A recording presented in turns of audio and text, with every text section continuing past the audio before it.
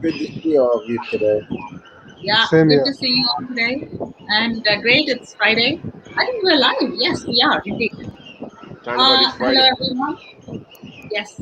Hello, everyone. Welcome back to the Friday episode, the weekend episode of VCTV, which is the Venture Capital TV, and it's from LATOKEN. And today we're going to discuss about healthcare innovations for 2021. I can hear a lot of birds chirping behind in the background. Okay, thank you for putting yourself on mute. It felt like very close to the nature for a second. So welcome all this, welcome speakers, welcome Gary, Devang, Kingsley, and Hush. So yeah, today we have very interesting speakers. Some of them dropped off because of personal reasons, but still we're going to make it fun. Talking about healthcare innovations, it's a very interesting topic because lot of different new models of healthcare delivery, be it telemedicine. Like, who'd have thought that you're gonna talk to your doctor in a Zoom call like that, right? I mean, I would never do that. I'd just go walk to the clinic and meet the doctor in person. But things have changed in the last year. So many things happened because of the pandemic. So let's discuss what kind of technologies are innovating the healthcare sector in 2021 and beyond. So before I start introducing my speakers of the panel today, let me introduce myself. My name is Sunny Mohanty. I'm the Regional Director of LATOKEN based in Singapore. I host BCTV Monday to Friday, 8 p.m., which is regular my time, but I can be flexible now. So welcome back, all of you. Let's start with a quick introduction. You've been all regular speaker on BCTV. So let's start with Hush. Hi, Hush. Happy Friday. How are you? Hey Sony, happy Friday. I'm good, and great to have some amazing speakers as always as part of this session. So, just a small background about myself. I'm the founder of Startup Hackers. It's a Facebook group for helping early stage startups with a lot of information to grow their startup. Additionally, I'm also a venture partner with our ventures. I'm helping startups raise funds and grow to the next level. We raise all the way up to $10 million. We're completely sector agnostic, be it health tech, AI, fintech, SaaS, marketing tech, etc. I'm also helping a lot of startups in growing their business as a growth hacker and helping them reach out with strategic partnerships and growing their business.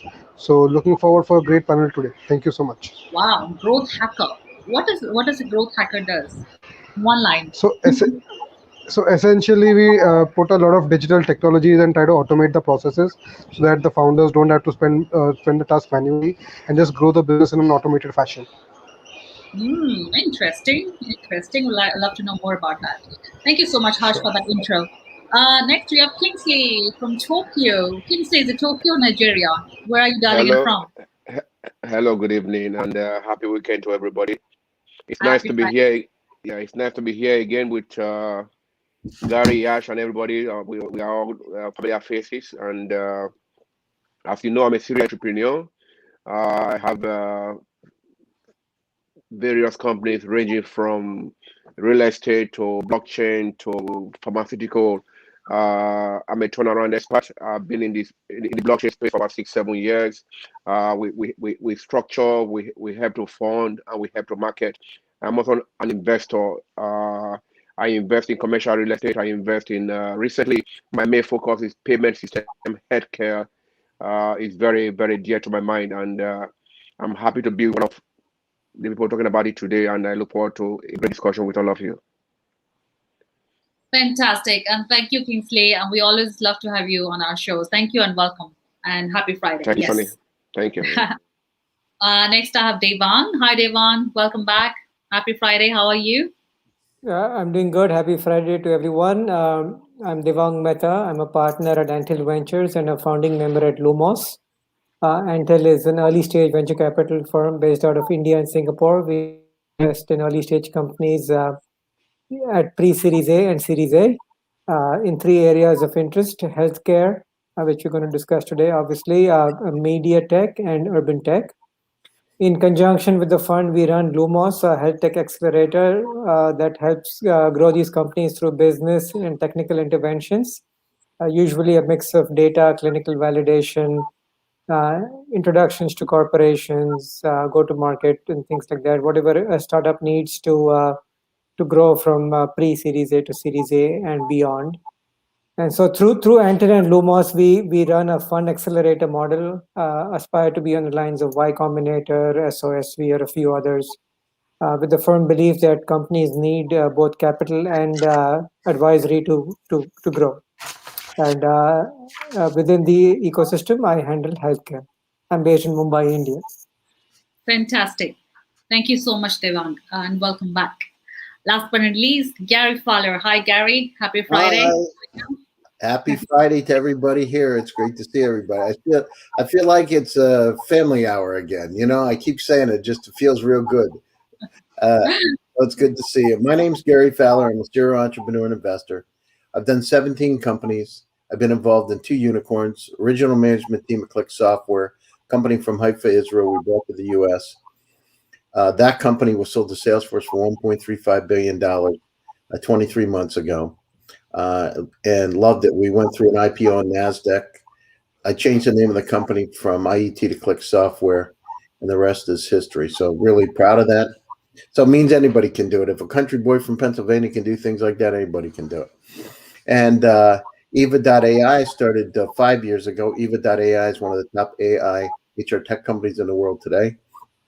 David Yang, a billionaire from Russia, is my partner in that company, as well as an investment firm we founded. So AI is the new electricity, and at GSD, which is my company today, Get Shit Done Venture Studios. It's a premier AI and quantum venture studio. And we believe that AI, as I said, is a new electricity, and it permeates all vertical markets.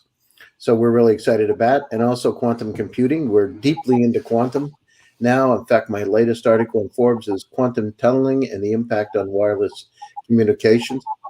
So it's great to be here. I write a lot, 124 articles now, and wow. Just like it. And I'm writing a book too. Fantastic. So, anyhow, it's great to be here and great to see my friends, and look forward to the conversation today. Yeah. Before I start the questions, Gary, can I ask you, how much time do you have in hand, like in a day? I want to know. It's I mean, I feel like a machine. It's I get up 5 o'clock in the morning, and then I'm back on with Asia at 11 o'clock at night. So I don't know. I mean, the thing is, I like what I do. I'm passionate about it, and I've always been the same. Nothing's changed. When I lived in Russia, I was the same way.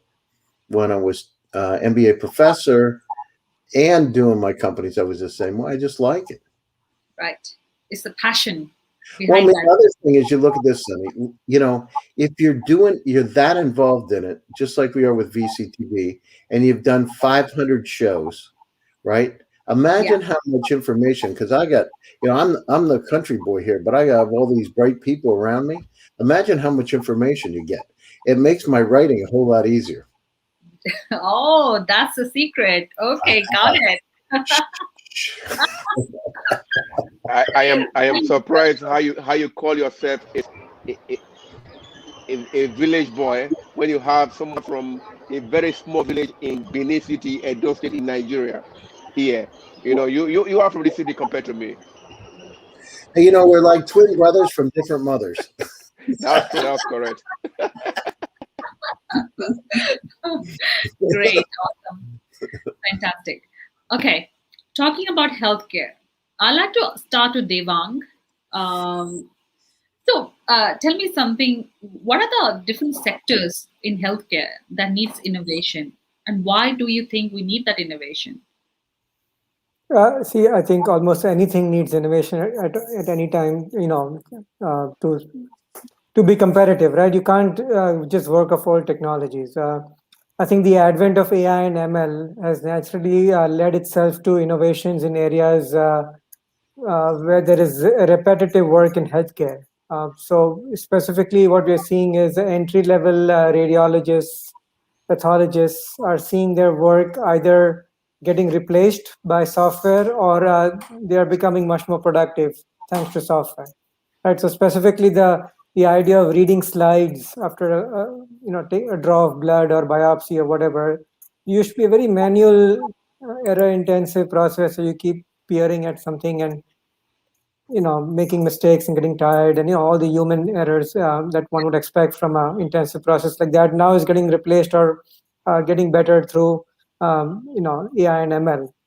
But we don't have a cure for cancer yet. We're getting better at it, but we still find it hard to distinguish between healthy cells and cancer cells. We find it hard to detect cancer early. The preponderance of cancer cases get detected only after it has metastasized, which basically means it has spread throughout the body. So cancer it's a well-known fact that cancer, if detected early, can be localized and cured, or at least controlled. But we're not very good at it because we are still learning how to use DNA and CRISPR and biomarkers and immunosuppressants and things like that to control cancer. So the same thing can be said for almost any disease. Diseases that are rife in India, like diabetes, type 2 diabetes, or obesity, or asthma, or there's so much uh, can easily do with multiple rounds of innovation, right? And so I know it's a long-winded answer, but there's many areas of innovation. The newer ones, we are seeing business plans in microbiome, right? That's a specific virus in the stomach and the intestine area that leads to a lot of diseases, and if done right, can help avoid a lot of diseases that stem from bowels and the stomach area. So there's a lot of innovation, a lot of areas where continuous innovation is required and will continue to be innovated in the future. Yeah, I mean, I've got a question like, are we innovating because so there's the cost associated with the healthcare. I think healthcare is not accessible to everybody. Like, I mean, so is it because of that we need to democratize it to make it available to everyone across the world? A. And B is the pandemic obviously has taught us digital acceleration in every sector, including the healthcare as well. I think because of that factor, we probably saw a good emergence of technology which can help health sector, like as a whole, to be better performing, right? Efficient, I guess. Right. Yeah. So yeah, I was also doing a reading before I came into this panel. So were we thinking in the similar fashion before the pandemic, or is it just because of the pandemic that we are here? Harsh, would you like to take that question? Like, what sectors we have in healthcare which got disrupted because of, in a good way, because of the digital acceleration due to pandemic? Got it. So the biggest change has obviously been in the space of telehealth and telemedicine, right? So actually, before the pandemic, government was very reluctant to kind of pass regulations on telehealth and telemedicine. It wasn't giving them approvals very easily. It was highly regulated, and they were kind of not making a concrete decision on the same. And as soon as the pandemic hit, there was no time to wait, and they kind of just cleared the approval immediately, and we had this whole barrage of telemedicine and telehealth systems, right? So that has been the biggest progress. And right now, the focus should be in kind of trying to expand this telemedicine and telehealth services to rural areas, right? That is where the biggest problem is right now. Urban areas have extensively good healthcare. Urban areas is not a problem. The biggest problem right now is how do we ensure that the healthcare services that we have in the major cities that penetrates the smaller towns across India, right? Because over there they have to travel 10 miles by foot just to get access to a decent doctor who can kind of help them. You have like these small villages having 300, 400, 500 people at most. They don't have a doctor in their town. They need to travel 10 miles, 10 kilometers just to get an access to a decent healthcare facility. So how we can ensure that we can have remote medical facilities at that level so that they can get access to healthcare facilities which currently we don't have, right? 2 years back, I came across a healthcare service company. What they were doing was they created these primary care clinics across smaller towns, trying to mitigate that gap.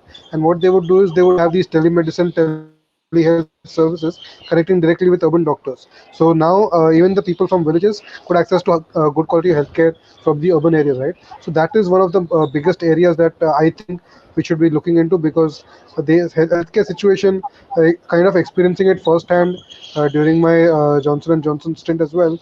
if you go in the smaller towns, it's extremely bad. So that is where the first focus has to be, and the second focus has to be in better data capturing. Right now we have all the data in the world and we don't know what to do with it. So with the kind of data that we have regarding the patients, the healthcare, and whatever the medical transcription is happening, how do we capture that? How do we use that for better models to predict what the future diagnosis could be like, what the future illness that the person could become, kind of categorize them into high risk, low risk, medium risk categories. That I believe we should be focusing on next, to ensure that if we have a pandemic like this in the future, we are better prepared with the medical data of all the patients and all the citizens that we have in our country. So talking about data, the big data is there, but it's all scattered, is it? We don't have one. So that's the challenge, is it? Exactly. It is completely scattered, and each and every hospital maintains its own private HIS system, right? So even though for privacy reasons is extremely important, at the same time there needs to be a centralized government repository as well, either a government or like a regulatory agency repository, and at the same time you kind of protect it using blockchain, making it completely decentralized, right? So that it's not going to be, it's not that one entity gets too much power over the data. It's completely decentralized. That is where blockchain could truly, come and revolutionize how the data is being stored. Because right now, each and every hospital maintaining the individual set of data, it becomes very difficult to kind of, collate all of them together and give proper healthcare service to the patient. Absolutely. And we see that, we feel that, right, every day. Exactly. Thank you. Kingsley, over to you, please.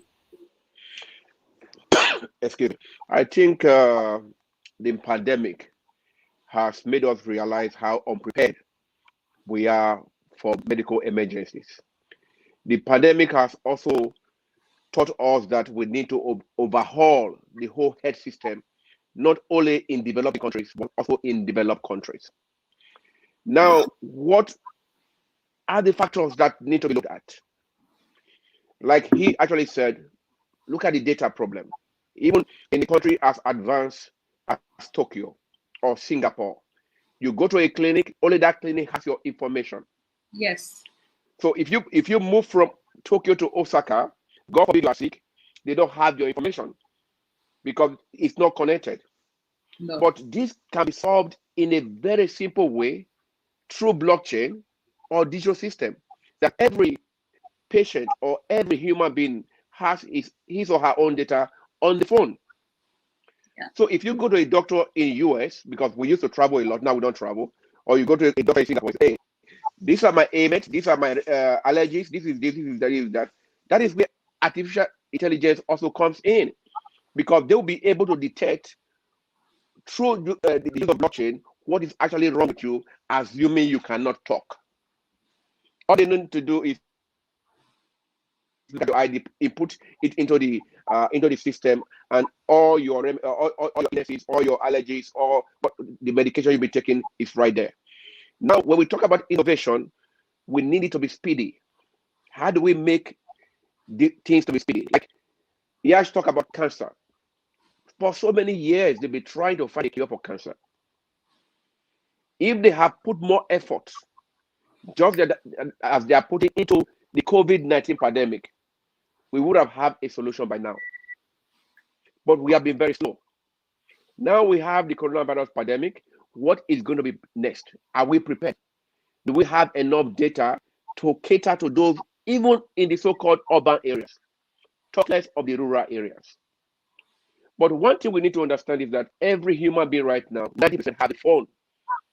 So telemedicine, doing video conferencing, yes, they will help. But they will only help if you have infrastructure on ground. This is where the government has to come in and create infrastructure in communities, every communities. And then we also need the insurance sector to play a part. As he rightly said, so far telemedicine, telehealth has been underfunded. We have not seen it as a thing of importance. Now we are realizing that we have failed our people. We have failed the old people in the rural areas. We have failed the young people in the rural areas. Even those of us in the urban, so-called urban areas, we are not actually getting what we should get, because every clinic does not have our information. So creating a system that will make it speedy, creating a system that will make it more transparent, and putting your own data in your hand, that is democratizing it, will help a long way in preparing us for the next pandemic and making us better in life. So what I understand, this is not only a rural or urban area problem. This is a very global problem, like we all face. I mean, Yes. there is no global database per se, right? I mean, if I am in Singapore, if I move to Miami tomorrow, I wouldn't. The doctors over there, they don't see any of the records. My records, right? That is why you have to manage your own data. You have to have your own medical data on your phone or on a system that you can actually show the doctor. So you are the one managing your own data, not the doctors or the we call it CATE here, the file system that you take from one place to the other. That's data privacy and protection. You're right. Yeah, absolutely. Thank you so much, Gary. Your perspectives on this innovation, like health. Why do we need innovations in healthcare, and how technology can help bring that innovation? Well, I mean, it's keep it simple, stupid. We want to live longer, right? So the basis is we just want to live longer. So, I mean, I wrote an article in the Medium. If you look at it, it's called the intersection of AI, genomics, and gene editing. And so imagine having the capability. We talked about being able to look at sets of data. Imagine being able to make determinations based on that data of what exactly the challenges would be within that particular person: cancer, breast cancer, etc. But more importantly, how to be able to edit that out of the sequence. That kind of technology starts to become incredibly interesting. A couple of months ago, actually a number of months ago, I was on a panel in Europe on artificial intelligence it was through PharmaVision, one of the research groups. And the idea was how to be able to better utilize artificial intelligence in drug development, because the challenge we faced going into COVID is that it takes a lot of bench time to be able to develop these drugs. Well, what we found out through COVID is that using artificial intelligence and modeling, we could dramatically impact the ability to come out with drugs and vaccines much faster. So the pandemic's really pushed us forward on that way. The other thing is, if you look at it, things like smart pills, the challenges, and I've said this a few times, you go to the doctor once a year, but what happens the day after you go to the doctor and cancer starts to metastasize? And then you've got, 364 days before you go back. So imagine having the capability to be able to, at a moment's notice, understand what's happening with your body and course correct. So the challenge with cancer, when you have adenine, thymine, cytosine, guanine, and they start to metastasize, the challenge is that you catch it late and you destroy good cells when you're actually doing the intervention. So imagine catching it way earlier. The other thing is very, very precise, having the capability to very precisely administer those anti-cancer drugs to those exact cells where the challenges are taking place, where the problems are. Those kind of super precise methods are in the works now. The other thing is being able to come up with things like pancreases, to be able to really replicate parts of your body when they're damaged, kidney, livers, those kind of things, transplants. That really becomes interesting. The other thing is, we talked about telemedicine, and one thing, if it was a year and a half ago, people would say, "Oh no, I'm not going to do telemedicine. It doesn't work. You need to come in my office." But the situation is, when the doctor has a chance of dying because somebody might have COVID, everything changes, doesn't it? So those kind of advances. And the other thing is, robotic surgery. Now, there's a couple of things. One is robotic assisted surgery, and then robotic surgery. So imagine having that kind of precision that you could go down through using artificial intelligence and computer vision to be able to precisely do surgery. At some point in time, we'll have systems that can do it without doctors, right? Though doctors will be around, but we'll have systems that'll be able to do it without. So there's a lot of advances taking place. I was involved writing a paper at Stanford University with Stanford professors and my MBA students from Skolkovo in Russia. And the title of the project was Health Extensions, Living to 120. Well, that number has now changed. The target age is 150 now.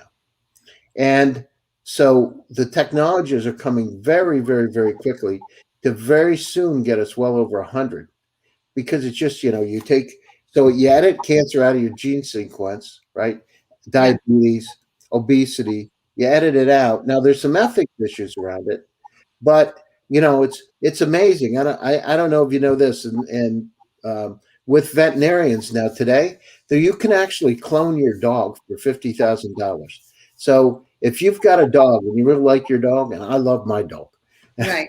I'm going to clone my dog because I like my dog that much that I want the same dog. And so for 50 grand today, you can actually do that. Now it sounds kind of funny, but I mean, imagine that capability, right? It was unheard of 20 years ago. So we're now in an age, and we have to move quickly with it. And as we come to singularity, so when we get to the point, as Ray Kurzweil said, when we start to become one with machines, it happened now. Body replacements started with titanium parts in the body. Imagine with Neuralink, imagine being able to, instead of having to go to IT in India, imagine just going in and 5 minutes you get your MBA, and forget about it. So we'll think about it. The biochemical processes of the brain, and I'm a psychologist, and this is it's just a biochemical process. Look at Nikola Tesla. He had a epileptic seizure at 6 years old, and after that he could remember everything. He had eidetic imagery. So those capabilities, our brain, we have not unlocked our human potential. And with Neuralink, with some of the technologies that are coming out, I mean, think about it, where we memorize things, short-term and long-term memory. Imagine we can enhance it 1,000-fold. So stay tuned for coming attractions. Absolutely, Gary. Totally agree. So talking about innovation, I think healthcare education is equally important, right? We are building doctors for the future, and obviously it's very important. So what happened in that sector, in healthcare education over the pandemic? So what kind of new models, innovative models that that sort of surfaced because of the pandemic? Let us start with Devang first with this question. Yeah, I think so. Gary touched upon it a little bit, but biotech engineers are going to be the doctors of the future. He talked about CRISPR. Gene editing is basically, it's string manipulation. It's classical computer science. You take a big string of what I call nucleotides, which is just 4 characters, A, T, G, and C, and you have this humongous string of nucleotides, and all you have to do is write a program to, as you said, just literally cut out the bad portions of your DNA and replace it with normal portions, so that when your cells replicate, they replicate with normal DNA, and they don't replicate uncontrollably, which is basically cancer. So you write a computer program like JavaScript. You write a JavaScript to just remove some part of your DNA which is aberrant, and you're cured technically, right? It's going to take a while, even in today's technology. But you won't need chemo. Chemo will be laughed at in a few years. Like the idea of just bombarding your cells, bombarding one whole portion of your body with radiation, with no separation of good or bad, or understanding of side effects or what your DNA is. I think it'll be frowned upon in less than a decade as like a medieval means of curing cancer or something like that. So the technology will go to a point where it'll be completely customized to your DNA, or at least to a subset of the DNA, and it'll be so personalized. And I think engineers, people that can write string manipulation, specifically good string manipulation algorithms and code, will be curing diseases. Yep. So these biotech engineers, they are part of that medical sort of sector? Yeah, I mean, biotech is bio plus tech, right? There's a biology aspect to it, which is getting patient data basically through biopsies or getting the DNA through some procedure, and then there's technology, right? So once you get a DNA, right, to study it, to study pattern recognition and all that is classical computer science, string manipulation, right? So that's the tech. That's the in biotech. That's the tech, and there's the bio, right? Engineers that are skilled at both will be curing diseases, right? Of course, usually this comes out of premier universities like Stanford, IITs, MIT, but anyone skilled at biotech at both aspects of it will be at the forefront of a lot of the innovation. Right. Got it. Thank you, Devang. Kingsley, over to you about education in the healthcare sector.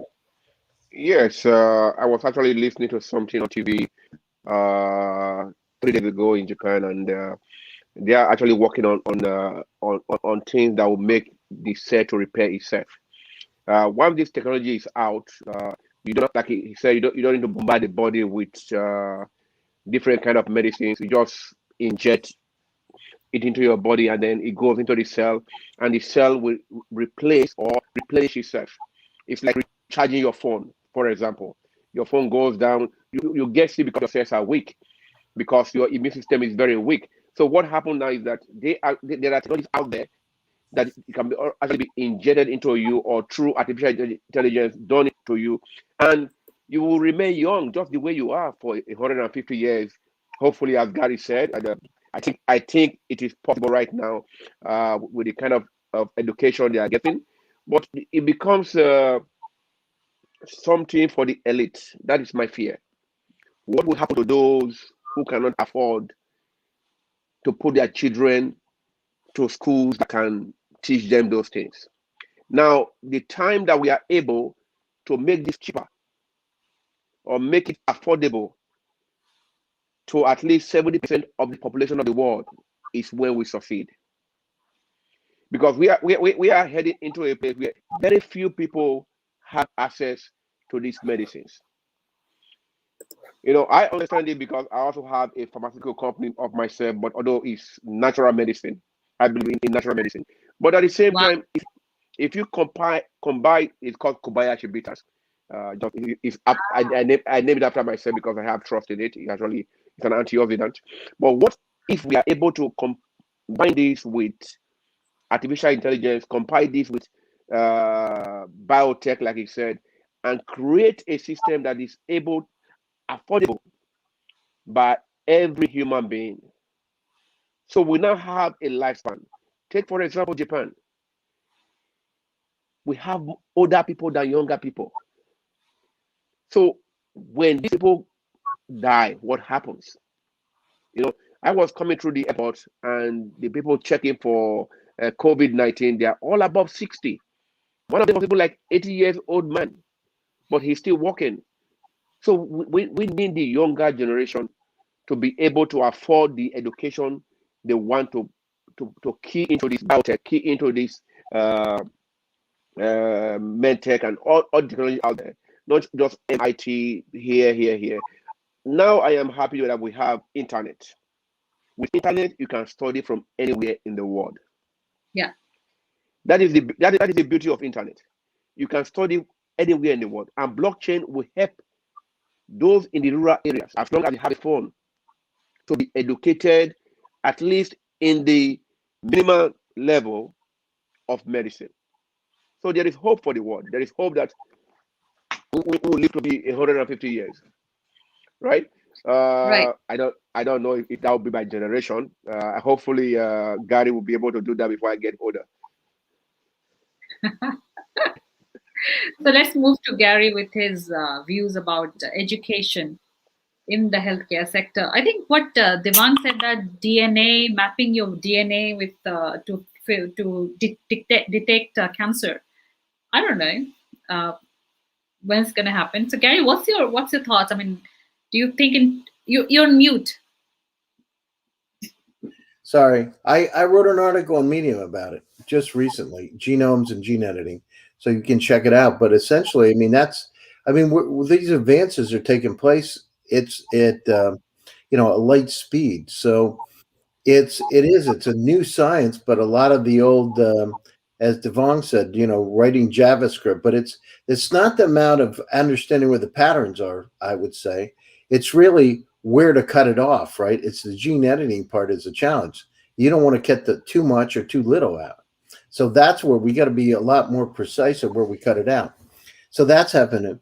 And in terms of education, I mean, think about, as a physician today, how fundamentally things have changed, even in medical education because of COVID, having to do it via Zoom, via StreamYard, via some of the other. I saw a technology. In fact, I'm going to be speaking at Stanford this week, actually, to the Graduate School of Business about AI, the alumni.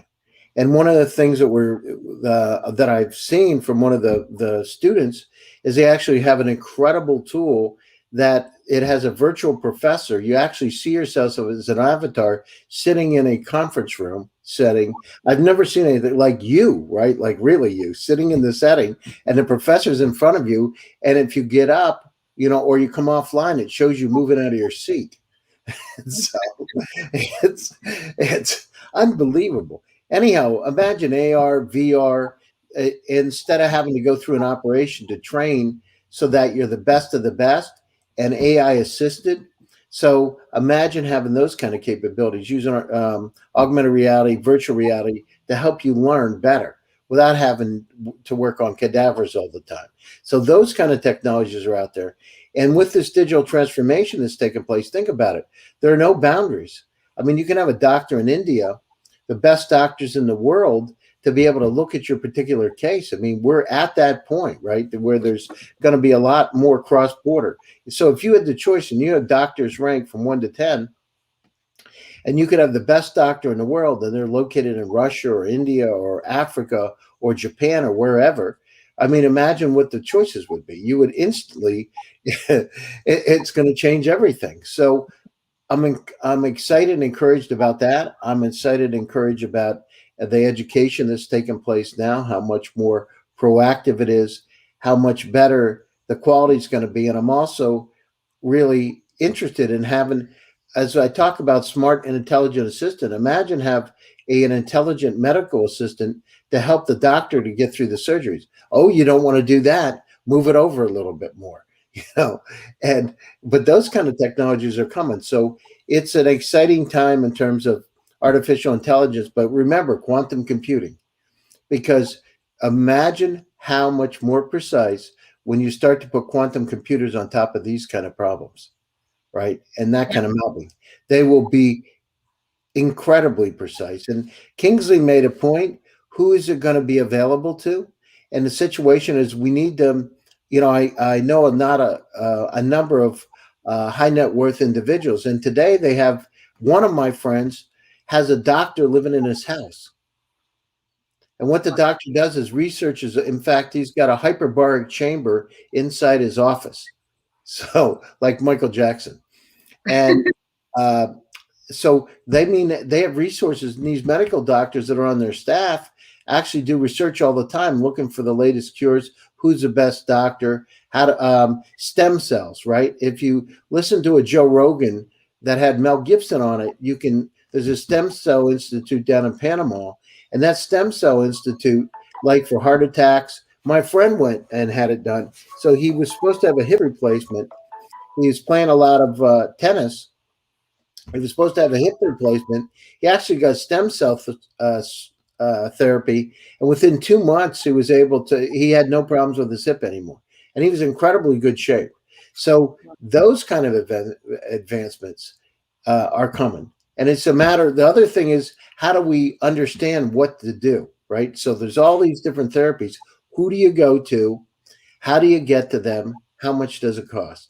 So the company startups out there, think about it. Come up with an incredible, intelligent assistant to help us understand where we need to go to get those kind of therapies done, who we need to talk to, and how much it's going to cost. Yeah, that's very important. That's the key. Harsh, would you like to add on to anything that Gary just said? I mean, covered most everything, but would you like to add? Yeah. So I'll take a slightly different approach to what Gary and Devang were highlighting, right? So definitely biotechnology, molecular biology, genetic engineering, these are all very upcoming sectors and really advanced in terms of developments that are taking place, right? However, in the healthcare system, I would try like to highlight what are the other kind of other fields as well, which are kind of allied to the doctor system, right? Doctor is just like a part of the equation at the middle of it. At the same time, you have pharmacists like myself who are kind of working on trying to provide drugs and other research products as well. Then you have genetic engineers, as Devang and Gary were pointing out, genetic engineers, molecular biologists, DNA specialists, etc. They kind of work in trying to work on gene testing, genomic testing. Just in fact, recently they have the entire human genome sequence ready about just a few years back. So these are the kind of people who work on something like that. At the same time, you have medical device technologists as well, coming up with newer medical technologies, not only in terms of capital equipments, but also in terms capital equipments like the X-ray machines, the radiology machines, etc. But also the smaller diagnostic devices. Then you have these medical consumables, surgical consumables, etc. So right now, what is happening is the way at which this industry is moving so rapidly. It has become extremely imperative that the education is not just academic, but there's also a huge industry influence over there as well, right? So industry, R&D departments and education institutions need to work hand in hand, because the archaic system of just having through an academic system, just you go through the books and everything, doesn't really make sense. It needs to be really advanced. It needs to be really progressive in terms of how the new latest developments are happening. I can tell firsthand that the pharmacy experience which I had back in the day, it's completely obsolete today, because with the kind of new developments, new R&D which is constantly happening, it's mind-boggling actually. The point with Devang was mentioning about ACGT, the nucleotides, how the splicing is done. Back in my day, all of that was being discussed theoretically, but practically there was no mention about that, right? So that is why you need to have a huge synergy between these industry experts, as well as academic institutions, and as well as a lot of interaction between the incubators as well, right? So during the incubators, what happens is incubators, the academic incubators in particular, they tend to work on this technology a lot, right? So these academic institutions then get an opportunity to interact with them, and the students get hands-on opportunities in working with newer technologies. So this is what is required to kind of really propel the move forward towards newer technologies. Yeah, I think you covered the other sectors I wanted to touch base in healthcare, like pharmaceutical, medical supplies, and devices, and insurance. Healthcare insurance, you can't forget, right? Exactly. Yep. Uh, so, Devon, coming to you, pharmaceutical obviously can't be separated from healthcare, right? So, Mm-hmm. what's happening in that space in terms of innovation, pharmaceutical? Yeah, I think what has been happening is that I think I read a couple of papers where they by own admission almost said that they are not able to innovate. They can innovate only by inorganic means, which is acquiring biotech companies. Uh, so it's in a few areas. For example, it's like let's say immuno-oncology or something. I'm just as an example. There might be 4 or 5 startups. Might be about 25 startups that get funded, and the top 4 or 5 will get acquired for $1 billion plus to Merck, Pfizer, AstraZeneca, J&J, Eli Lilly, things like that. It's become like there's something in and this is true for IT and other industries also. There's something in the DNA of big companies. I mean, I don't mean DNA in the biological sense, but in the operations of bigger companies, that they cannot innovate as fast as a startup. It's unsolvable. I think there's something in the meeting culture or something in it. They just cannot move at the speed which is why they'll have to outsource innovation to early stage companies and biotechs. I do want to talk about the democratization of education.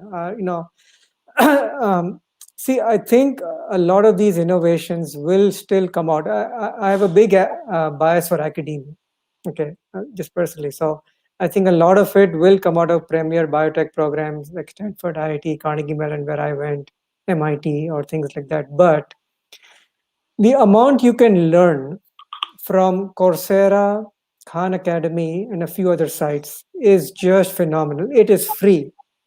Okay, Wow. it is free to start with, and it's at your fingertips. Anyone with the drive and the ambition to coach oneself and a level of discipline to learn something can learn a lot.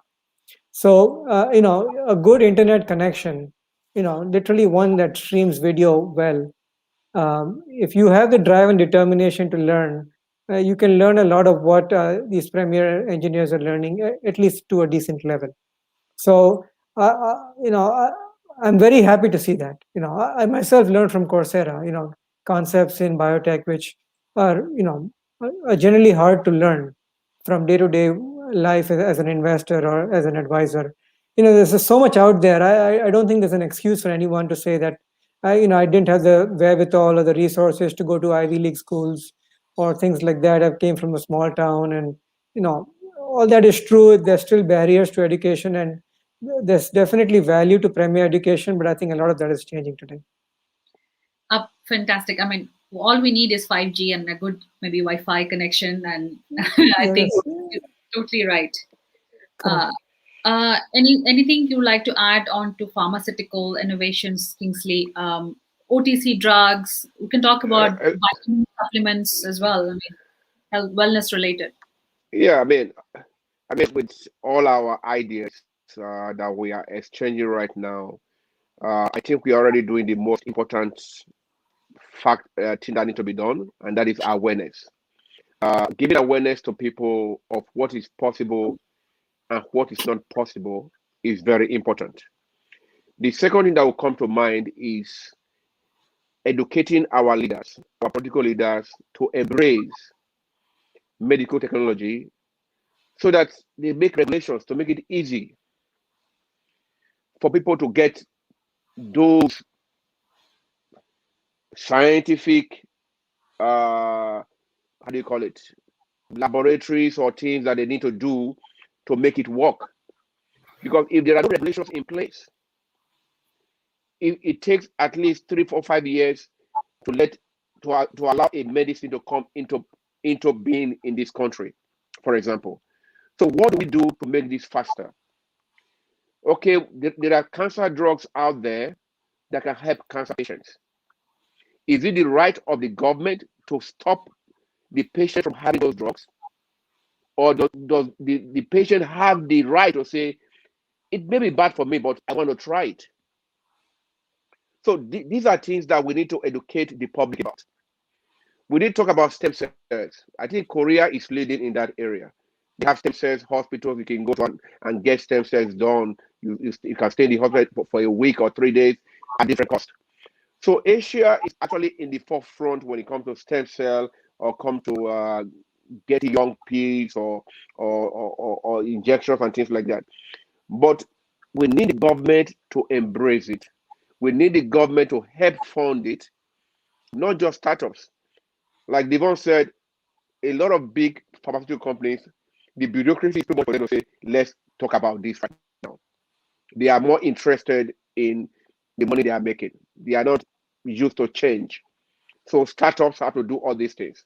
But with startups doing all this research and innovations, they don't have enough fund. So how do we help to fund them? How do we make the government to support them? How do we get the insurance companies involved at an early stage? These are the type of things that we complement all the effort being put in by people doing biotech, cell technology, DNA repairs and things like that. Then, like Devon said, you have Coursera where you can actually educate yourself on the medical terms free of charge. So people should take that opportunity, study, and hopefully the government can help them out at the long run. Yeah. Private investors, government, startups, all have to come together for this good reason. Gary, I would like to touch upon insurance a bit because, critical illness, talk about any major surgery, talk about cancer treatments, they're very expensive. I mean, it's impossible for a common person to probably source. And maybe that might be the reason in some poor countries that people probably die. So what do you think these insurance companies can do? How can they bring this to all the people? Make it affordable. Actually, it's very important to have access to a good insurance which covers all your illnesses, right? So, what do you think can be done in that space? What kind of innovations do we see coming in that space? Well, I mean, a lot of it's because of liability, right? So the lawyers get involved, and they have to have liability insurance, and they get sued. So you got, how do you manage that liability and set caps on it? So we've got to look at the system itself. I mean, in Russia, when I was in Russia, one time I had to go to the hospital, and if I would have had that same experience in the U.S., it would have cost me $50,000. And in Russia, it cost me $800. I couldn't believe it, actually. I got the bill, and I thought they missing zeros. That was $80,000. In fact, I got to tell you, I thought my credit card was going to be maxed out. I had actually called my credit card company and said, "Can I get $100,000 limit on my credit card?" So it was like $35,000 because I thought it was $80,000. So I mean, we got a lot of liability. The system has so much bureaucracy and paperwork. It's crazy. So we've got to optimize the system, and in terms of the insurance companies, ones are going to, I can tell you for insurance. So for my company, I know my insurance rates that we pay. For myself and some of my employees, it costs almost $2,000 for my family per month. It's $1,885 per month. That's huge. That's what it is. That's a lot. It's crazy. It's insane, right? And the thing is, the deal, if you don't have it, you go to the hospital, man, you could have $1 million bill. Tell me about it. Well, I mean, and that's a problem, right? Inpatient as well, like hospitalization and everything. Does it cover that as well? What's that? So does it cover inpatient services like hospitalization? Well, it does cover it, but it doesn't cover it 100%. Oh, wow. And it's like 80% or 90%, depends on the situation. So, I mean, here's what I think. I think it's going to be really interesting, right? And as this world, as we closer together through the digital transformation. So today, if I didn't have health insurance and I would know that I'm going to be sick, I'd go to India, right? I mean, 100%, because you got some of the smartest, brightest doctors on the planet. Devang is India. Really? And or I would go to Russia or Estonia or Latvia, where they have European trained doctors at a more Russian price. And I would get, it would be it. And in terms of, look at nursing homes, right? Take it to the next level where you got medical assisted situations. I talked to one of the investors here on VCTV that's got a nursing home. It's like nothing. Here, it can cost you $15,000 to $18,000 a month for a nursing home. And my father. Go ahead. Sorry, I was laughing because the joke used to be that, people from America that didn't have the right insurance would drive over to Canada and get drugs on the free and come back.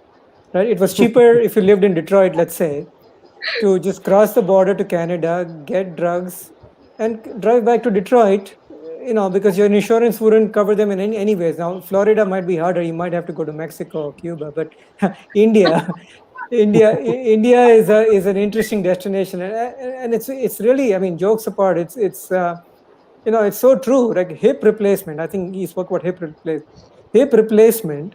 Literally, that one disease or that one condition has been one of the biggest drivers, I believe, for medical tourism to India, because you go through a PPO in the US and access to an expert, and you go through all these appointments it's you come to India. You have everything ready. In 2-3 days, your hip has been replaced, and you can even tour the Taj Mahal and a few other places and go back and save a lot of money. Right. Yeah, I mean, that's it. I mean, you look at the stem cell down in Panama. If you get a chance, listen to that show with Joe Rogan and Mel Gibson. I called the place up. I'm like, there was a lawyer on there that went down and had his own stem cells curated. And actually, it had a situation occur. He had a heart attack, and actually, they went in, repaired. He went to his cardiologist, who said it's a miracle, right? It's a miracle. So I called the lab. I actually talked to the guy that owns it, and I just was fascinated. How can this be? And part of the thing is knowledge. We got to come out and to be able to have this knowledge available. Devang just talked about hip replacement, right? Dental. Also, dental, the situation, it's crazy. The prices, I would go to Latvia to get my dental, in Russia to get my dental work done. I'm serious, because it was cheaper. You can come to India as well. You can go to India as well.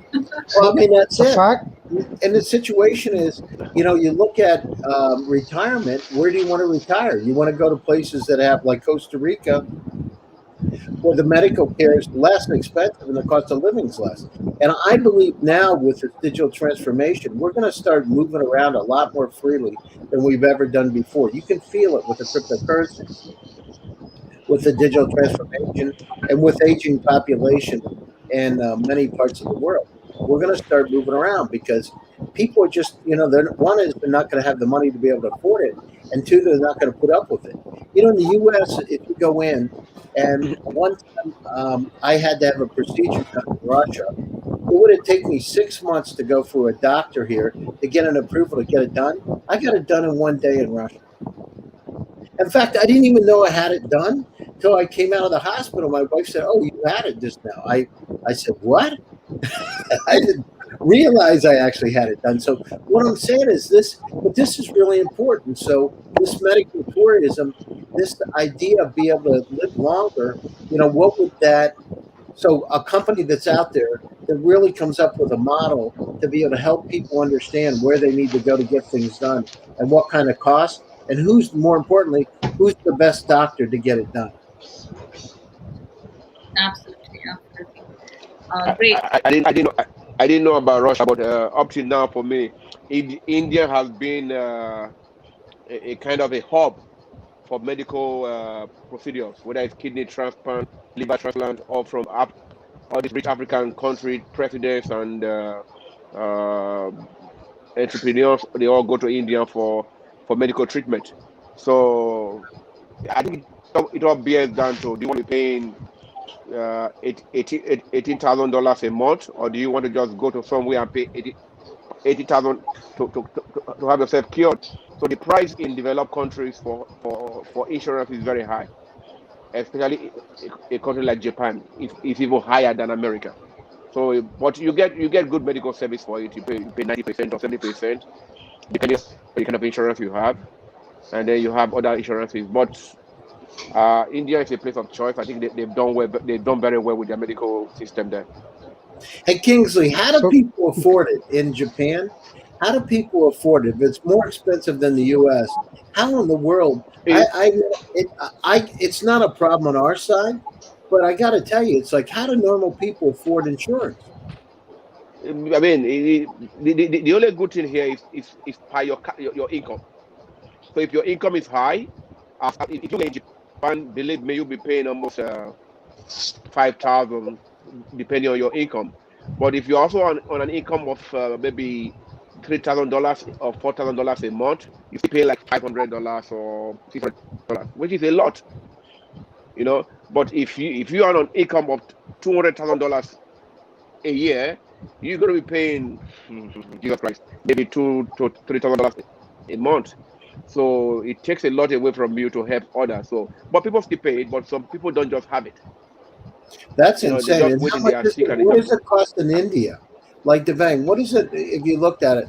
It's just I'm curious. What does it cost in India for health insurance for a month? For so good health you'll, or harsh? it is absolutely ridiculous how low it is. It's absolutely ridiculous.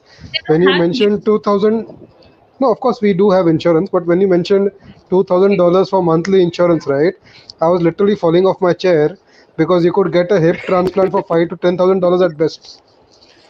You could get your hip transplant done in $5,000 to $10,000. You can get your cardiac bypass surgery in $5,000 to yes. $10,000. So Yes. that's why That's how. that you don't need an insurance. That's what I'm saying. Ah, I see. No, I see. no. So coming Yeah. from the dollar side, you don't need an insurance, but Indians by themselves, they definitely need it. $2,000 just for a monthly insurance. It's like an annual expense, annual healthcare expense for a regular family. That's true. That's very correct. I am very much aware of this because a lot of people I know have gone to India to have a kidney transplant, liver transplant, or any surgery you want to do. It is Yeah. cheaper, it is more efficient, and it is quicker. You Yeah. know, So in fact, unlike any other India is country. actually the world's hub for liver transplants because India does the highest number of liver transplants in the world. I think it's over 1,000 a month, over 1,000 a year. Sorry, it's ridiculous the amount of liver transplant surgeries that are being done in India, and all the major liver transplant surgeons are based in Delhi primarily. Right. I remember like a couple of years back, my friends from UK, they used to go to Mumbai for the LASIK, the eye thing. Yeah, So it yeah, was a lot cheaper in India as compared to UK. absolutely, absolutely. I doubt it would have gone over $1,000. Huh? Sorry? I think the average price would have been like $1,000, not more than that. Oh, okay. Yeah, that's why there was a lot of tourism. That's Like, crazy. That is so cheap because yeah. at Stanford University, I had mine done, and 20 years ago when I had it done, it was like $4,000. One eye? Hold on. Both, $4,000. And that Wow. was then. That Wow. was 20 years ago I had it done. Seriously. So Yeah. I think, hey, Harsh, I think you ought to have a site set up and list the prices like a menu, you know? The most That's definitely one of my plans to build a medical tourism company for Well, people from the seriously, US and we're just talking about it now. You could just I will target the send you Japanese people. market. What's that? We all fly from here, whichever country, like expensive countries like Japan, US, Singapore to India for We'll medical. send I you think you people. just fill a charter jet up and do plastic surgery and just take people up. Have a 1 week thing, Taj Mahal, get your eyes done, you know, get your hips sucked, get the fat sucked up. It's a package, right? A Throw bunny in, plant. throw in some yoga classes and you're set. Yeah, exactly. Yeah. some yoga classes, some meditation, the entire Indian Exactly. flavor. It's Oh, complete yes. India in 1 week. I'm so excited about just listening about this whole thing. I think that's a good idea. 1 week excursion, and then you can have a menu of choices. And here are the top doctors in India that are going to be forming it. And then you get somebody that's like a prophet of yoga come in. You got the whole thing covered. And then incredible food: chicken vindaloo, Vindaloo. tandoori chicken, garlic naan. You know what I mean? The whole 9 yards. Yes. A lot more Yes, spicy. you should look into it. Actually, it looked like a joke, but it's a good business plan. I think so too. Things It's that definitely. you marketed in Japan that it could be interesting. Definitely. I mean, Harsh, even though this go is to it, buddy. even though go to a dentist I'll- here, it costs you thousands of dollars. So I'll definitely have you coming there on a regular basis. I now have a partner in Japan in Kingsley. We can definitely work on this together. Please, let's connect and do something on healthcare. I love healthcare. Do happen on Absolutely. so We'll give we'll give Sonny just a little share. happy to anything. I wait a minute, you forgot hanging myself. Come on. I like to share, Absolutely. So that's the beauty about VCTV. We do make reality happen. Like this is obviously was an idea, but now it's happening. Kingsley and Harsh are collaborating, and Gary collaborated with Prabhu, who was on the panel yesterday. I love this. I mean, this is incredible. So let's take some closing remarks for the weekend. That's good. Starting with Harsh. So definitely in 2021, right, there's a lot of movement in healthcare. The momentum started in 2020 with a huge shift in digital health, telemedicine, telehealth. Now I think the next focus in use should be in aggregating the entire data that we have.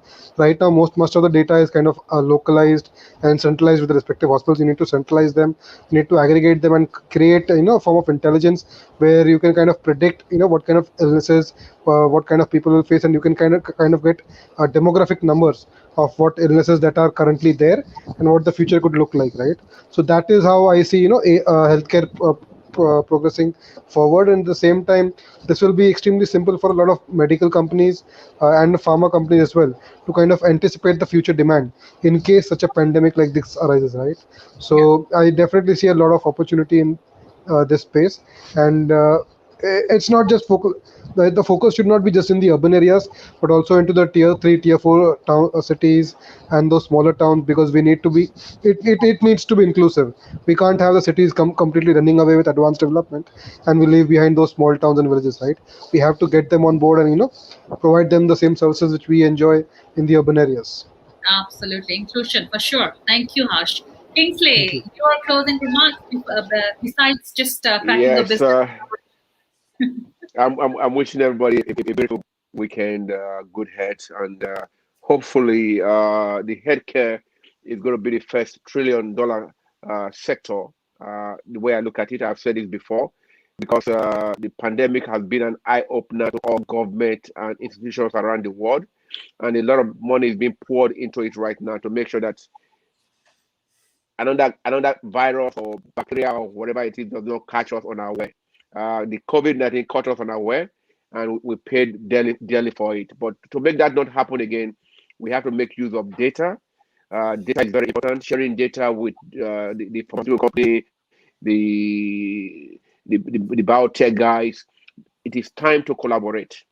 Yeah. I believe that if we share ideas with ourselves, the artificial intelligence guys, people who are doing what do you call it, virology and things like that, immunology, bring everybody together in a platform that they can all talk and bring their ideas together.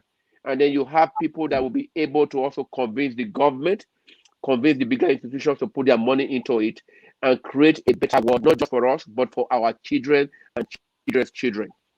This is the legacy we want to leave behind. Because the truth is, our generation, we've actually done very little, to be honest. Our fathers, our forefathers did a lot. They created a lot. They had ideas. We are just starting. And Yeah. this is an opportunity for us to do something in the health sector that our children will say, oh, our fathers tried, our mothers tried.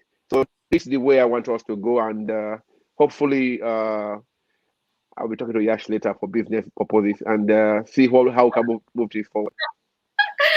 Fantastic. And all the best, Harsh and Kingsley. Japan meets India on Thank you very VCTV. much. Yeah. Thank you. Devang, over to you. The closing remarks. Yeah, I'm tempted to just say sushi with Vindaloo, but I think I'll have to say something more. So no, I think healthcare has always been a hot area of innovation for good reasons. Because there's this automatic social impact, right? The moment a cure is found for a disease, for an ailment, if immunity improves. So COVID, I think, has accelerated the thought process of the consumer, really, more than anything else. I mean, of course, there's structural things like telemedicine. People realize all this is possible and all that. That's for sure. But I think it has evangelized people to think about health a lot more than before, like how to stay strong, how to be immune to diseases, how to look at health holistically, and just how to live hygienically and how to live well. Now, it has also given thought towards why a lot of public money, research money should go towards healthcare, right? It's given people an understanding of why innovation in healthcare is so important, the tremendous social benefits. It's not enough to talk about job and wealth creation. Everyone just talks about, oh, VCs create jobs and wealth. You just hear it all the time, and it's already, I mean, it's theoretically true, but there's many areas of investment which have negative impacts on society, right? I don't want to go into them, because I'm just saying that in healthcare, there's job and wealth creation, of course, like everything else, but there's a lot of automatic social impact. So it's a great area for innovation and investment growth, and I think that it's just going to accelerate in the future. That's a great closing remark, Devang.